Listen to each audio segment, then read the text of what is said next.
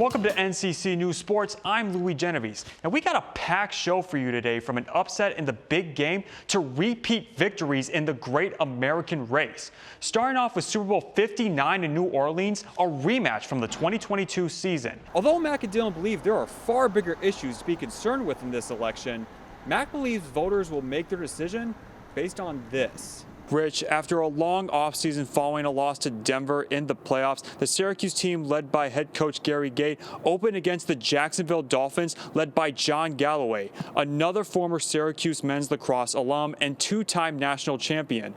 The Orange women's basketball team, still fighting for the ACC tournament, hosted the number 9 North Carolina in what resulted in another near comeback for Syracuse that once again came up just short. Many immigrants now uncertain of their futures here in the U.S., Rise continues to see the Syracuse community show them great amounts of support.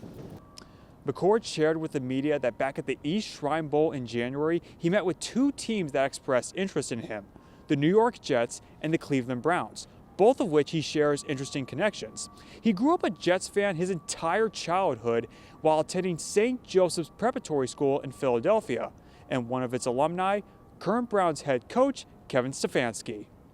The inaugural Four Nations Face-Off wraps up with the highly anticipated rematch between Team USA and Team Canada, this time in Boston. Canada came into TD Garden looking to avenge its 3-1 loss to the Americans on home ice. And they get out to a 1-0 lead just 5 minutes in before Austin Matthews wraps the puck to the front of the net, and U.S. team captain Brady Tkachuk taps it in to tie it 1-1. Later on, a chaotic scene in the Canadian zone before Tkachuk's Ottawa Senators teammate Jake Sanderson rips a shot in left circle for a 2-1 USA lead.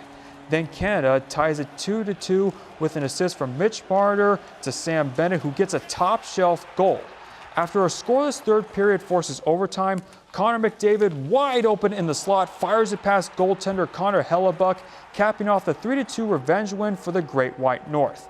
Nathan MacKinnon wins the first Four Nations MVP award. He scored the game's opening goal, while Canadian goaltender Jordan Binghamton made 31 saves on 33 shots faced. And borrowing some words from Canadian pro wrestling legend and WWE Hall of Famer Bret Hart, this win proves once again that when it comes to hockey, Canada is truly the best there is, the best there was, and the best there ever will be. Selma Anderson may be a freshman, but she's already making great progress, placing 27th out of 44 runners in the 3,000-meter race at the ACC Indoor Track and Field Championships in Louisville, Kentucky. She chose Syracuse because of its history in training successful runners. Coincidentally, she found herself running alongside her older brother, Benna Anderson. Initially nervous about being on the same team with the All-ACC sophomore, she says those thoughts quickly disappeared. At first, I was like, oh my gosh, I don't want to be on the team with him, but because I didn't want to copy him. But then I was like, no, I'm really excited about it, and I think we're both having fun being on the same team. Up until this year, Selma never ran a single season in indoor track. She said learning from her brother, who was in this exact same spot last year, helped her make the adjustment and gain wisdom that she'll need for the outdoor season. So I think there's a lot that I've learned just about the environment that I can bring to outdoors in terms of like on the track, like strategy and stuff like that. But it's not just racing. Selma says Benna has helped her get acquainted with the Syracuse area, as well as getting to know her teammates. And according to Coach Brian Bell, their relationship brings great energy to the rest of his squad. There's no negative bone in either of their body, and I think they're very concerned about their teammates, so they're really team-oriented. Selma says the best part of competing at meets alongside Benna is we were always racing on the same day, so I was like, I got to be done with my race and I was really happy, and then I got to go and watch him race and he ran really well. So I think that's always fun when we get to both be happy on the same day. Sibling support that will continue now and for more years to come. Louie Genovese, NCC News. At Bishop Grimes Junior and Senior High School in East Syracuse, students carry everything they need for class except their personal smartphones. instead relying on school-provided iPads for their work. They don't need their cell phones for any sort of technology help or anything like that because their iPads that the school issues them have everything that they need. Bishop Grimes' policy is to have students place their cell phones in cases like this located in their homeroom and pick them up at the end of the day.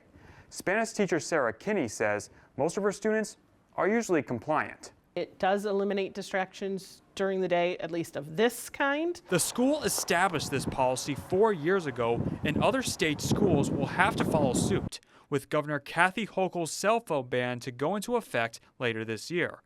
However, other districts like Central Square took a different route, allowing high school students to use their phones outside classroom areas. A spokesperson for Syracuse City says we have not implemented any new policies until we have more information from the state. Kinney says seniors are given a special privilege to keep their phone since They understand really the gravity of being on social media, that there's a time and a place for it, during the middle of class is neither the time nor the place. that time will be outside of the classroom. Louie Genovese, NCC News.